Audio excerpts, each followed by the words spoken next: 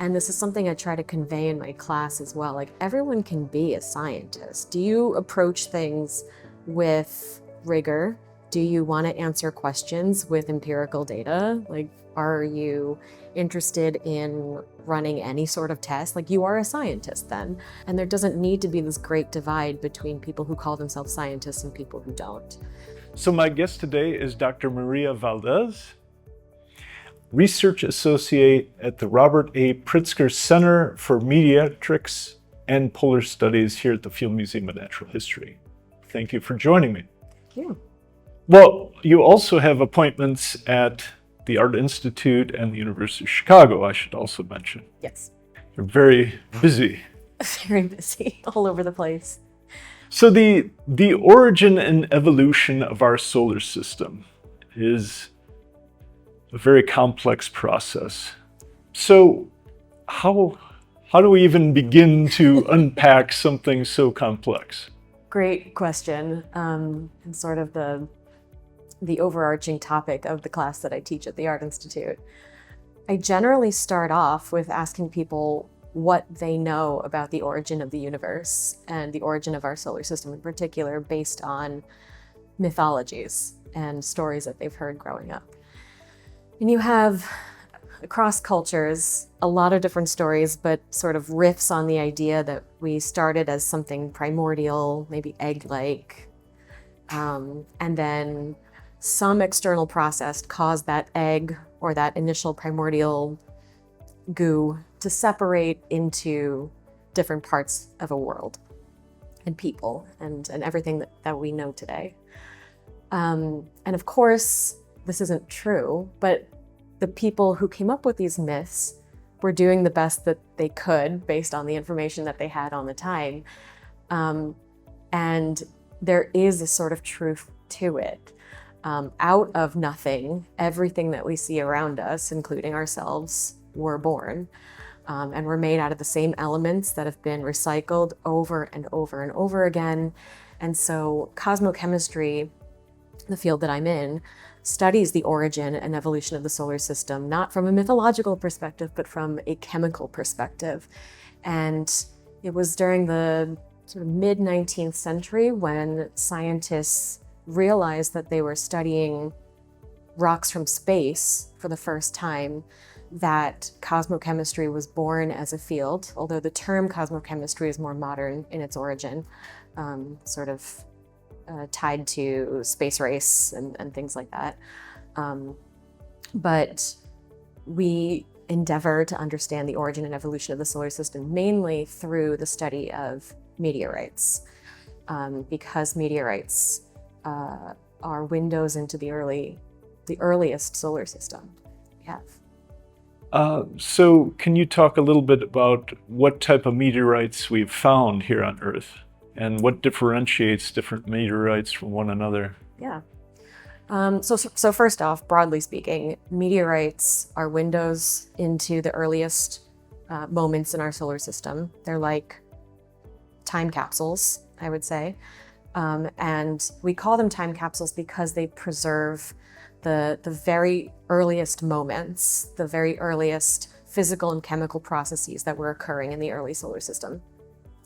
And there are broadly two main categories, chondrites and achondrites. The main difference being that chondrites come from parent bodies, generally asteroids or planetesimals, that are undifferentiated. And by that, I mean they don't have a core and a mantle and a crust like Earth does. They're just homogeneous throughout.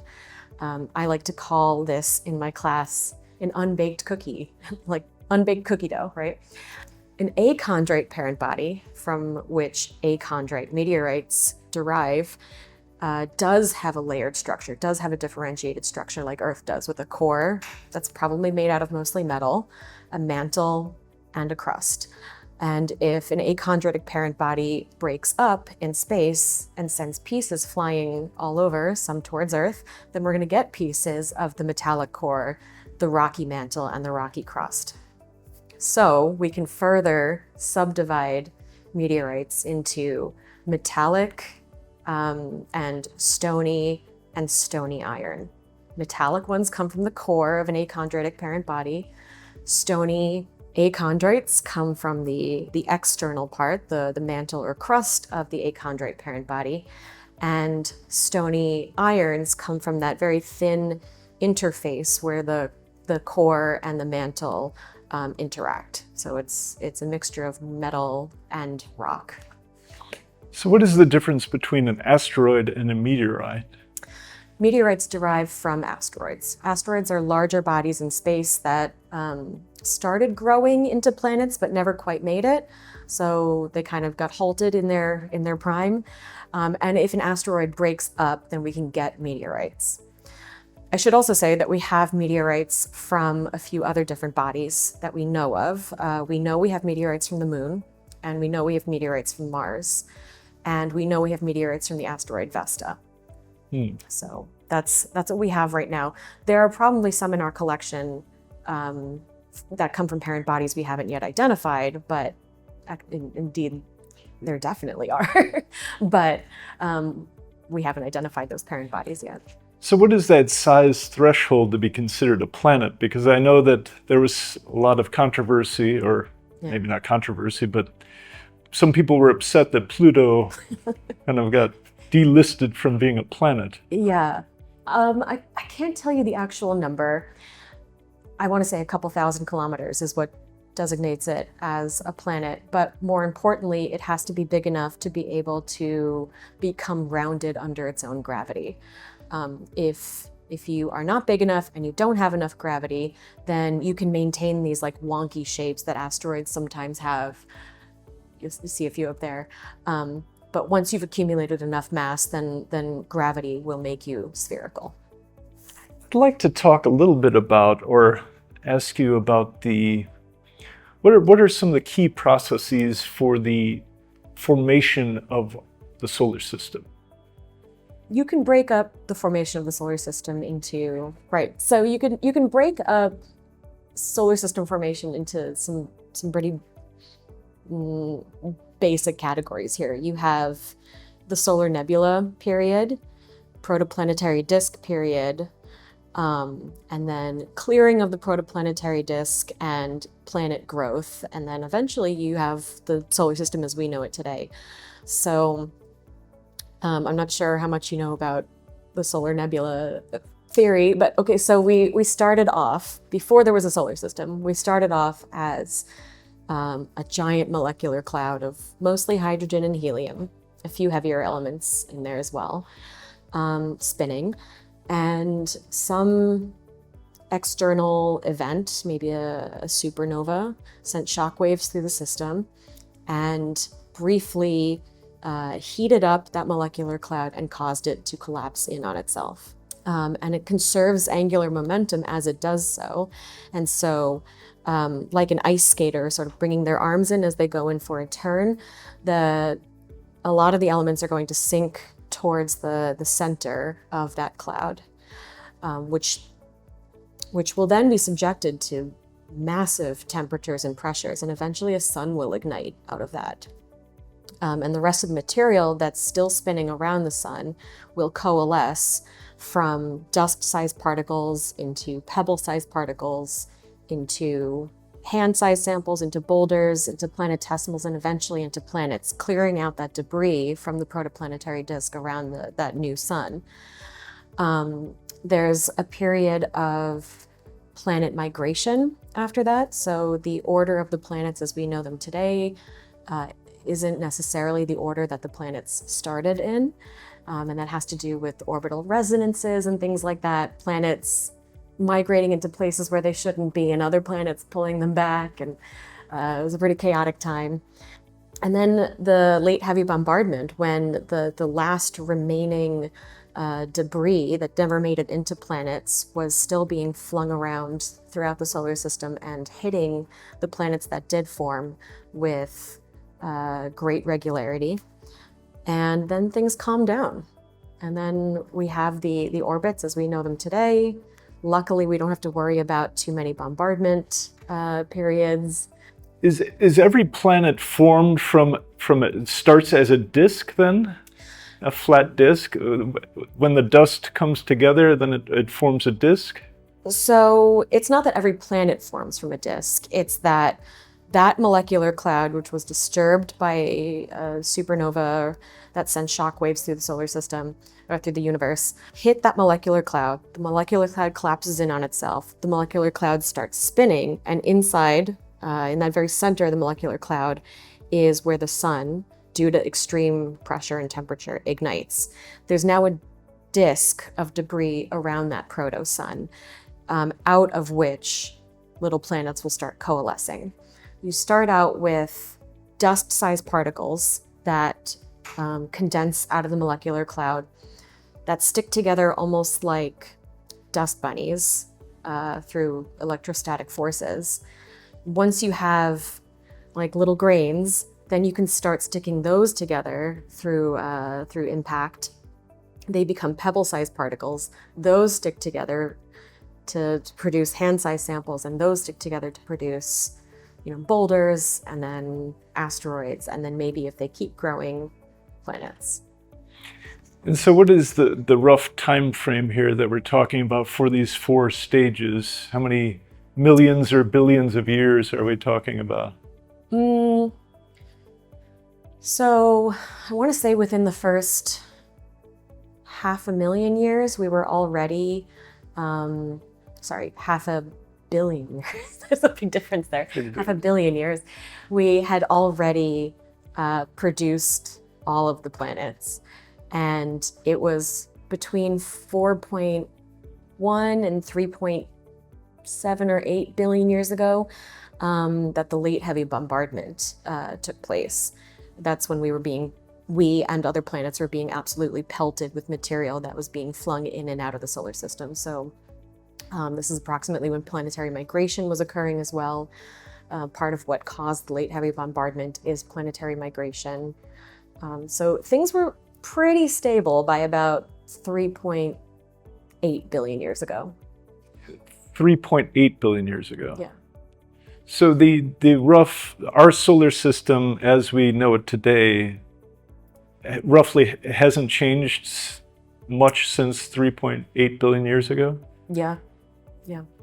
We've been in a stable... Pretty stable. Pretty stable run. We can hope for, right? There's the occasional asteroid that we'll have to be aware of, but... Do we have projections of when it may become unstable again, or is that not possible to become unstable? Based on what we know from observations of other solar systems, I don't think it's physically possible to disturb the system as it is now without the introduction of like a very large body or something into the solar system by some means. I don't know how that would be possible. Have you seen the movie Melancholia? No. It's like really depressing Lars von Trier movie where this really large gas giant has made its way into our solar system, and it's heading right towards Earth. And I once did a talk about the scientific merit of this movie and whether or not this is actually possible. And there is no way at the moment that a large blue giant such as Melancholia could enter our solar system and fling everything around like in that movie. We're stable at the moment. Mm-hmm. Yeah. And do we have any idea of how many solar systems there could be out there? Oh my God, so many. There are so many solar systems out there. Like, I don't know. Do we know millions or billions? What magnitude are we talking about? I honestly can't say. I don't know if it's millions yet. I mean, that's a question for like exoplanet people. Mm-hmm. I tend to be pretty focused on our own solar system, but there are a lot out there, and they really help us understand our own solar system as well. Mm-hmm. Could you explain the solar nebula theory? Is the solar nebula theory those 4 parts that you had mentioned earlier, or is the solar nebula theory just one part of that larger? I would say I haven't really heard people refer to it as the solar nebula theory per se. It's just accepted for the most part in cosmochemistry at this point that we started off as a solar nebula, and the period of time surrounding that solar nebula is, I suppose, what we can call the solar nebula theory. Or if you want to say the solar system derived from a solar nebula that chemically and physically differentiated, then we can also talk about the solar nebula theory that way. Mm. Well, this leads me to this. I was reading something about the big history. Is this something you're familiar with, the big history? Not really. Really, from what I understand, it's sort of like approaching history from a variety of standpoints all at once, right? It's like geology and physics and anthropology and I mean, I don't know. Yeah. You tell me. That's. What are some of the key differences between the terrestrial and the gas giant planets in terms of formation? In terms of formation. So think about that protoplanetary disk I mentioned, where the sun is at the center and debris is in a disk all around it, coalescing into planets. If you're a baby planet growing close to the sun, then the composition of the things that make you up are going to be very different from the composition of things that make up the baby planet forming very far from the sun. And that composition will differ mainly in terms of metallicity and volatile content and silicate content. So if you form close to the sun, your volatile content is going to be very, very low because you're growing in a hot environment that doesn't allow volatiles to exist in solid form. They will evaporate away. And by volatile, I mean things like water, methane, ammonia, things like that, gases, right? They'll evaporate away because you're so close to the sun, because it's such a hot environment. Meanwhile, if you're very far from the sun and it's cold, then things like water and methane and ammonia can condense into ice and gas form.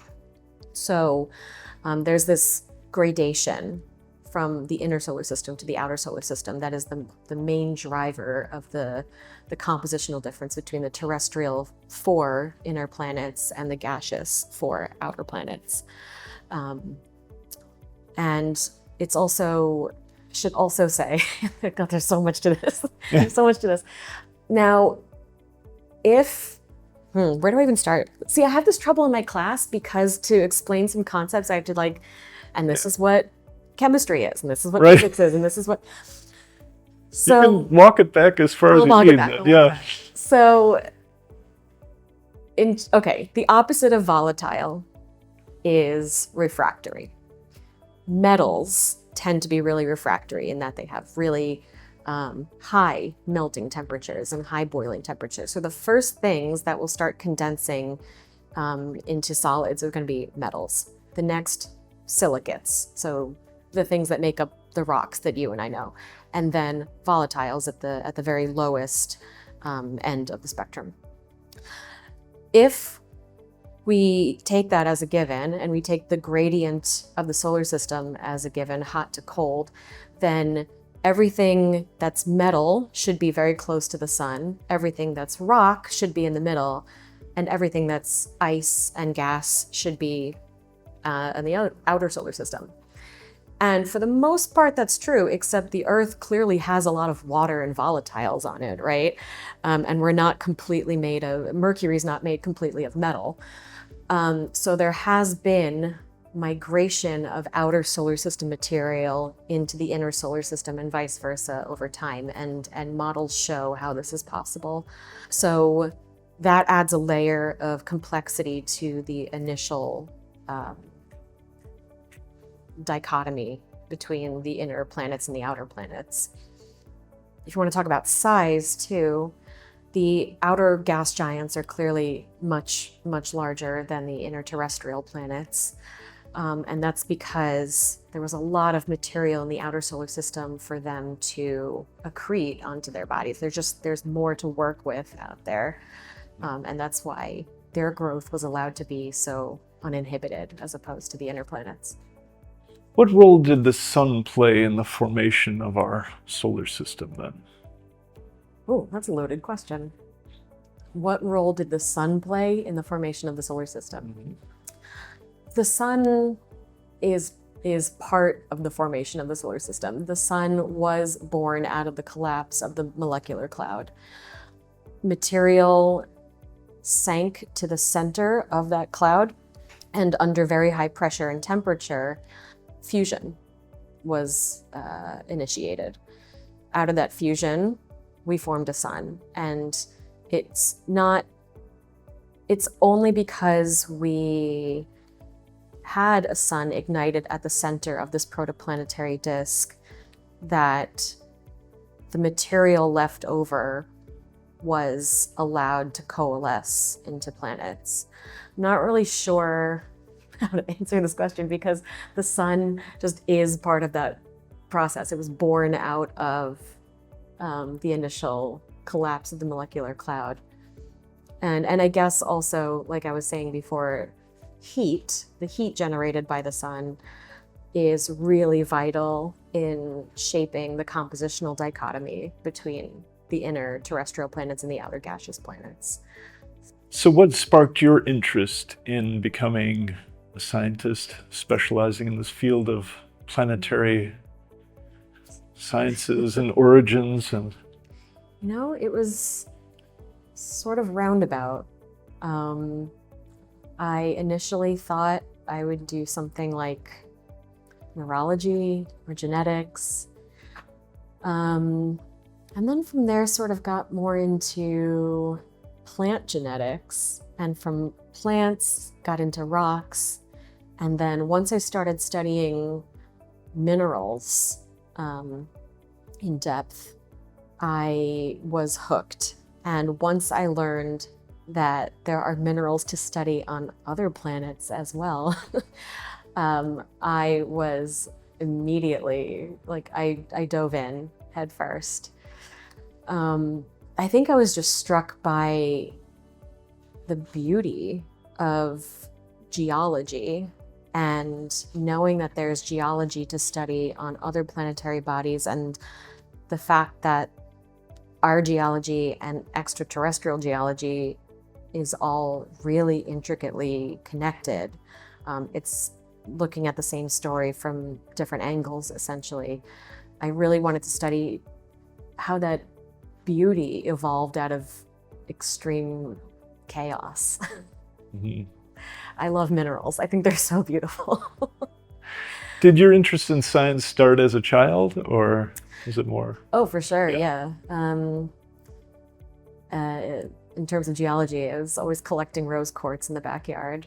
But I don't know, I was like more into other stuff as a child. I went to DNA camp a couple summers in a row and sort of spliced genes from bacteria into jellyfish, or the other way around. Yeah, I always had a scientific mind, and I think I always take issue with people who say like science is totally different from everything else. Like, why are you a scientist? Why did you choose science? And this is something I try to convey in my class as well. Like, everyone can be a scientist. Do you approach things with rigor? Do you want to answer questions with empirical data? Like, are you interested in running any sort of test? Like, you are a scientist then. And there doesn't need to be this great divide between people who call themselves scientists and people who don't. It's important to emphasize this at an art school, obviously. But yes, I would say I've always had a scientific mindset, a curious mindset, but I've applied that to not just various sciences, geology, neurology, genetics. Heck, I wanted to be a dentist at some point, but to other aspects of my life as well. Mm-hmm. What would you say is the most controversial thing happening in the world of planetary sciences and cosmochemistry? Controversial. I guess just because the nature of the question that it's trying to answer, it can be a little controversial. Obviously, a question that's plagued humanity for all time is, how did life sprout on this planet? And we recently sent NASA recently sent the spacecraft OSIRIS-REx to the asteroid Bennu, which we have a lot of reasons to believe it holds precursors for life, or is very similar to the types of material that held precursors for life that delivered them to Earth.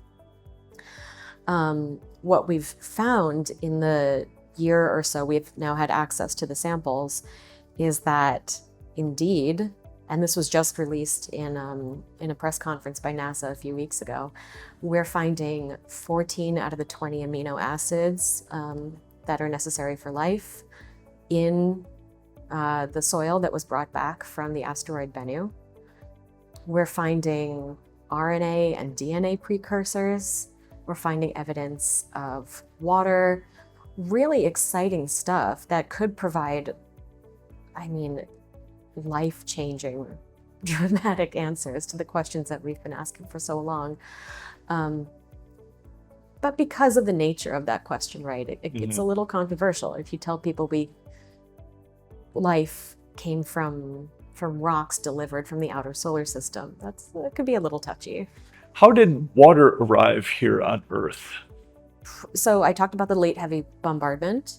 This was a period of time between 4.1 and 3.8-ish billion years ago where the Earth and other planets were pelted by material from the outer solar system being flung into the inner solar system. And I also talked about how material in the outer solar system is richer in volatiles than material that formed in the inner solar system. So you have volatile rich materials being flung at the Earth, and they're really rich in volatiles like water and methane and ammonia. And so it was probably this type of meteorite, carbonaceous chondrite is what we call them, that delivered a lot of Earth's initial water. We don't rule out comets as well. Comets are essentially dirty snowballs, right? They're like icy meteorites. And we don't rule out that comets also had a big role in delivering water to Earth. You also have outgassing of the planet. So when we were a protoplanet, still hot, still squishy, not yet coalesced into our current solid form, any volatiles that were trapped in the proto-Earth were being boiled out, essentially, because it was so close to the sun. Boiled out, created a proto-atmosphere. And any of those volatiles that were in the atmosphere, we're thinking possibly rained back down onto Earth and seeded water that way as well. Is there any evidence that there was water on Mars at one time? Definitely. Definitely? Yes. The Perseverance rover is up there right now and sending back pictures all the time, and just more and more evidence of water, not just in the past, but perhaps even currently, is coming through. So you have things like river deltas, formations that you only see at river deltas on Earth. You have things that we call recurring slope lineae. These are these like tracks of water that occur on the slopes of craters, and they'll appear and disappear seasonally. So because of that, we think that temperature has something to do with melting and then re-icing the water that's in the rock, so that it's able to flow for part of the year and then disappear for another part of the year. But yeah, the river deltas are so convincing, so compelling. Yeah. You can see that water flowed into a river, Right. and like emptied itself into a lake. What about the moon? Has there been evidence of water on the moon at some point? Yeah. There's hydrated minerals on the moon as well. And the south pole of the moon is especially interesting to us right now because it's thought to be icy for most of the time, actually. It's called the South Pole Aitken Basin. And because that basin is in almost eternal shadow, it's very, very cold. And any water that's in the minerals there is in ice form. And so the South Pole Aitken Basin is of growing interest to explorers and scientists, because we could potentially use the South Pole Aitken Basin as a base to produce water for explorers in the future. What tools do scientists use to study the solar system? So I can speak for cosmochemists, because it's different for like astronomers or planetary scientists, for example. Cosmochemistry is a hands-on, tangible science. It's a sample-based science. And so we need techniques that allow us to understand specimens, as opposed to astronomy, which uses the interaction of light with celestial bodies to understand what's going on. So you generally want to work in a workflow that goes from least destructive to most destructive, because you want to get the most science out of these pristine, sometimes very, very tiny samples. So first you want to image it as best you can, and that includes using optical microscopy, and then looking at it not just through optical microscopy, but also scanning electron microscopy. So it's a way of imaging what's going on in your rock sample, but by using electrons and their interactions with the atoms in the rock to create an image, instead of like how a normal photograph would create an image. This gives you compositional information. So what is your rock made out of? And it gives you contextual and textural information, so you know how different minerals within your rock are interacting with each other, what assemblages you have. And just from that alone, you get so much information about how that rock formed, under what heat conditions, and what the composition of its source or its parent rock was. You can spend decades on one rock just looking at the petrology of it through SEM images. And then we move into more destructive techniques. And so in my case, that involves doing elemental and isotopic analyses. So I take my meteorite sample, I crush it up until it's a homogeneous powder. I dissolve it in some pretty strong acids, nitric, hydrofluoric, hydrochloric acid, until I'm left with a clear or nearly clear liquid in which the whole rock has been dissolved. There are no particles anymore.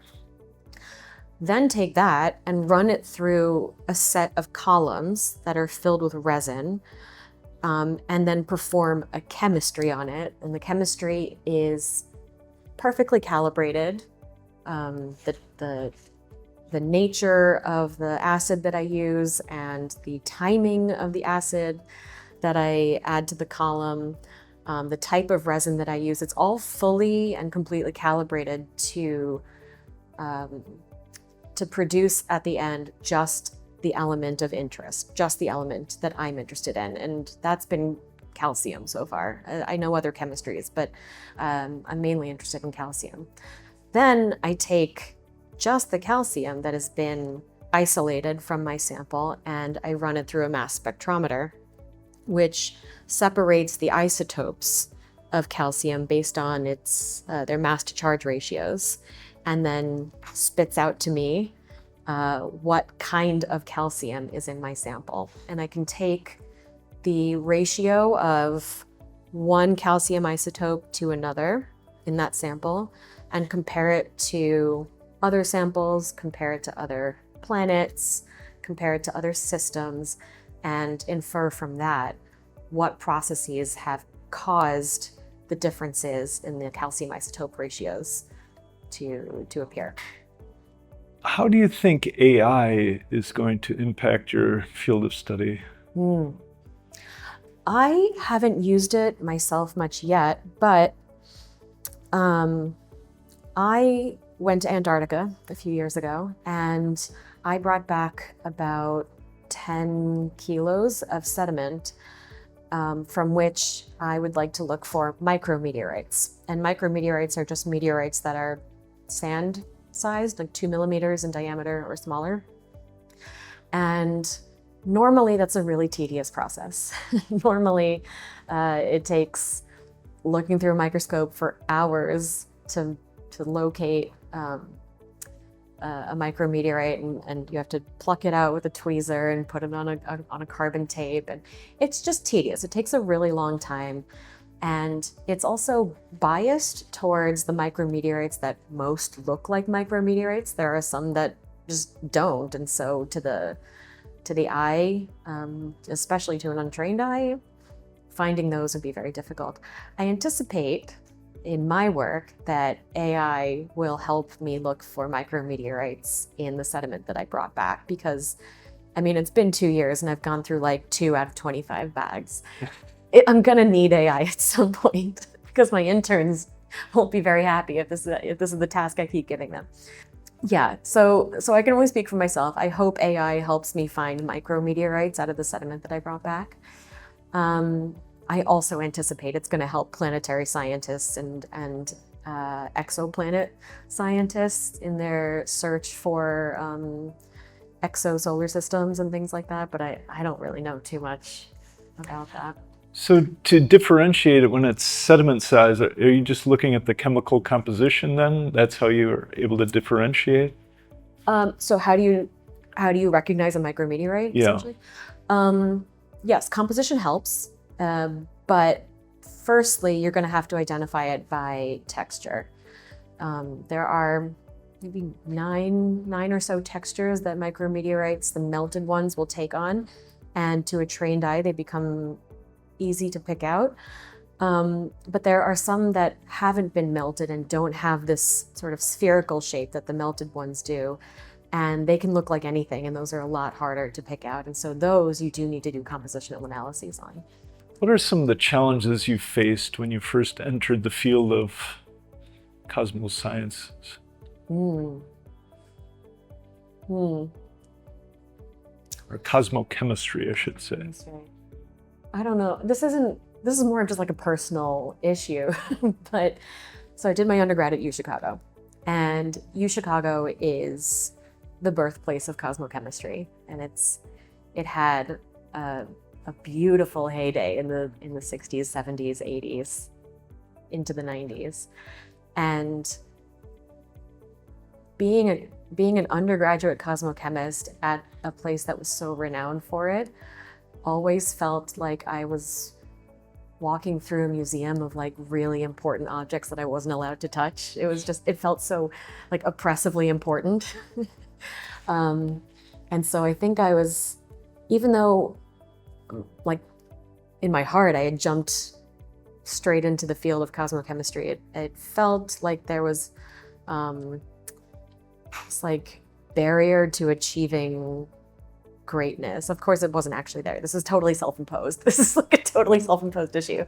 But yeah, I think it took years for me to realize that I could appreciate that history, but divest myself of it and go my own way and ask my own questions and do things with my own techniques and not be scared to defend those techniques. So yeah, I would say that's it. Also, my advisor leaving for France in the beginning of my PhD was a barrier to me completing that. What are some life lessons that have come to you through your studies in planetary science and cosmochemistry? I think I've learned the most since beginning my lectureship at the Art Institute, actually. Teaching cosmochemistry to students who are there for an art education is something very particular. But in an effort to appeal to them, many of the assignments that we do, the final that they're asked to do, it's art-based, and I ask them to make things in any medium that they like, in whatever they're working on, but it has to be inspired by something that we talk about in class, and that could be a concept, it could be a picture that I showed you, it could be a data set if you want to turn data into art. Like, it could be anything, as long as you have a way to tie it into the class. I'm really open to see what you come up with. And seeing what they come up with every semester has taught me that there are many, many ways to try and understand the solar system. Obviously, acquiring empirical data through samples is my preferred way at the moment. But these students come at it through sculpture and poetry and light design and mosaics and painting. And it's just so fascinating to see what questions spark their interest and how they choose to answer those questions with the media that they're already interested in. And so I think what I've learned from them is maybe we do need to look at things in a more, what is it called, big history type of way. Maybe we do need to approach these really big questions that we've had for thousands of years in a more holistic way, and maybe appeal more to the senses, along with, data. Yeah, that's interesting. Yeah, I like that. What do you think is the biggest misconception that people have regarding your field, cosmochemistry? I think a lot of people confuse cosmochemistry with astronomy.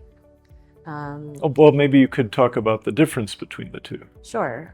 Astronomy aims to understand a lot of the same bodies and processes that cosmochemistry does, except that it uses the interaction of light with those bodies, planets, asteroids, black holes, galaxies, to understand their size and their composition and their motion and things like that. Whereas cosmochemists really, while we take information from astronomers and we rely on models from physicists and things like that, we're a tangible science that requires samples. And so that's why we have 15,000 meteoritic samples behind that door. A question that I get a lot when I say what I do is, do you think there's life out there, life in the solar system, life in the universe? And I'm not sure ever how to answer that question, because, yes, probably, but your concept of life is probably not what we're looking for. So I think there's a misconception that we're looking for intelligent life or life like us out there. I also get a lot of people asking if I do makeup, but that's not cosmochemistry, that's cosmetology. Do you really have people ask you that? Yeah. Oh, wow. Yeah. Or, they ask what your horoscope is or something. Oh, that's crazy. Oh, and also there's I would say misconception from field geologists, like traditional field geologists, that cosmochemists are lab rats. And we like to be in the lab. That is a large part of what we do. But many of us are out there collecting samples as well. And that's part of the reason I went to Antarctica, is to collect meteorites and micrometeorites and see what those collections looked like in context of their environments. And I saw some pretty strange things down there, if you want me to go into depth about that. Sure, you can. So, where should I start with this? So the reason most meteorites fall into the ocean, right? And that's just because the surface of the Earth is mostly ocean.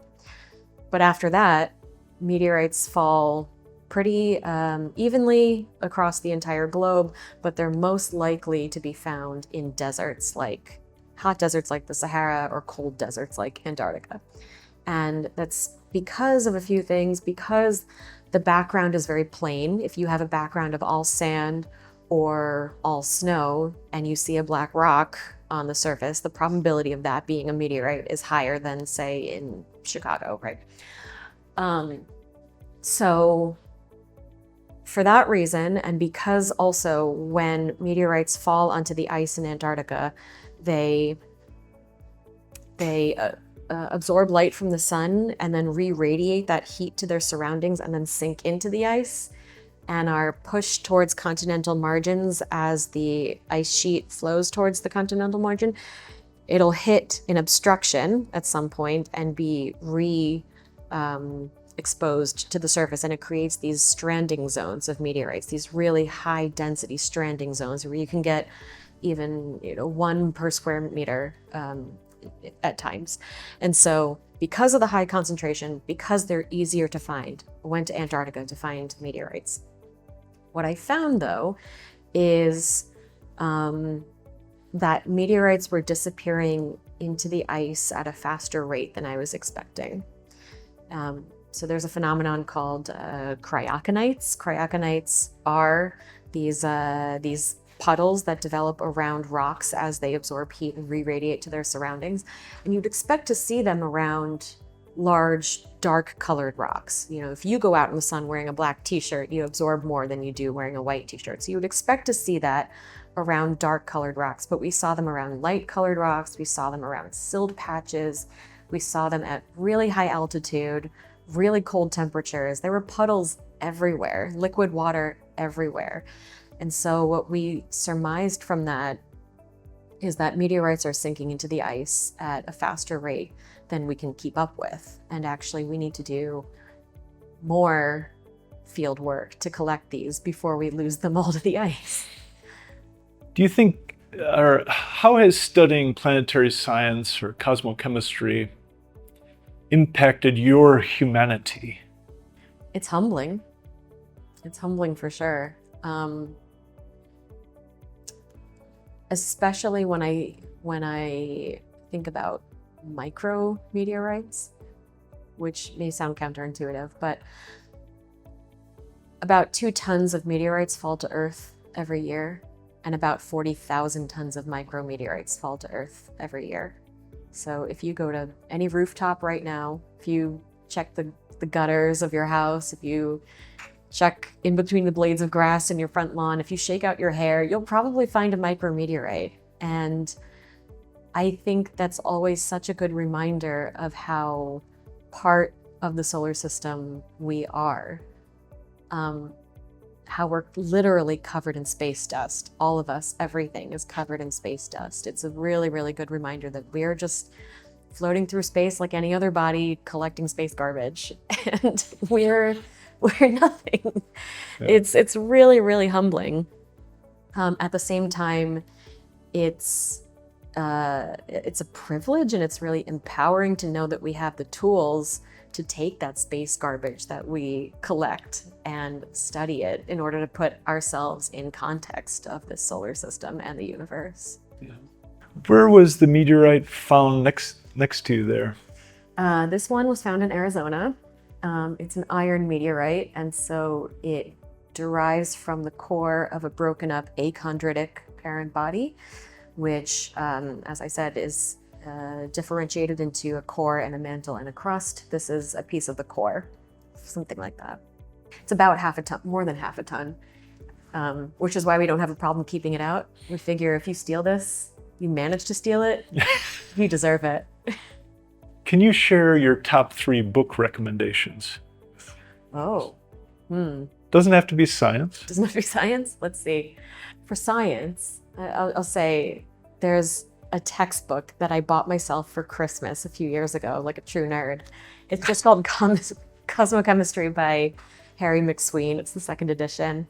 And it's the most comprehensive and clear to me textbook on cosmochemistry. I love it. Just read it sometimes for fun. I love anything by Nabokov. I'm a big fan. And I recently started reading, and by started, I truly mean started. I read like the first 4 pages of You Dreamed of Empires. I forgot the author, but it's a new book. It came out within the last year or so. And it's about the conquest of Mexico, sort of like told through the eyes of the conquistadors, and it's really interesting so far. Is there a piece of advice that you would have to the listeners? I feel like I need advice. I think I told you I had like a bit of a roundabout way of getting into cosmochemistry. And that was a surprise to a lot of people around me when I finally settled on this field. My family, my friends. And it seemed to come a little bit out of left field. And I don't think anyone could envision a career that wasn't just straight up academia for this field. And yeah, it felt like I was trying to, I felt like I was maybe disappointing people, or like my actions weren't making sense. But I knew that this topic appealed to me. I didn't really know why, but I knew that something called to me and that I wanted to follow it. And ultimately it's worked out, and ultimately I've carved a niche for myself where I get to be the scientist, I get to be an artist, I get to be like all parts of me at once. But it's only through persistence and following through with something that spoke to me that I couldn't really explain. So I would say, don't be afraid to follow through with something, even if others don't understand it. Mm-hmm. I think that's a great way to end. Great. Well, Maria, thank you so much for your time. I appreciate it. Thank you so much.